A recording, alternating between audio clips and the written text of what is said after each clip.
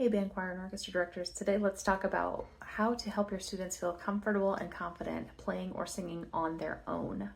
If you've noticed in lessons that students are hesitant to start singing or playing if you are not going along with them, then it's worth reflecting on how much lesson time you're spending actually acting as a human backing track. For me personally, I know as a young teacher especially, I overused demonstration as a teaching tool. I thought that I was helping. But what I was actually doing is teaching the students to rely on someone else and not themselves.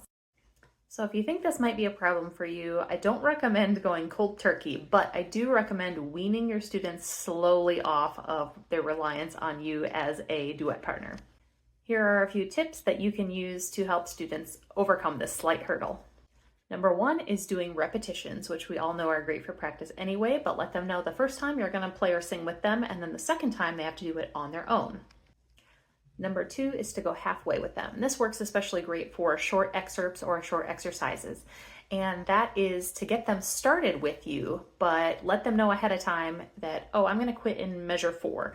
And so that way they have the momentum when they get started, but they know where you're going to drop out so that they don't panic and go, wait, where'd you go?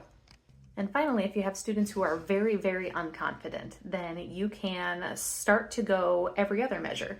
So you can say, hey, I'm going to start with you in this measure. I'm going to let you go on this measure on your own, and then I'll come back in measure 3. And then you expand that to every third measure, then to every fourth measure until students are confidently making it all the way through on their own. In the beginning, especially as students are developing this independence, it's important to remember that they might make a few more mistakes than they would if you were playing or singing along with them.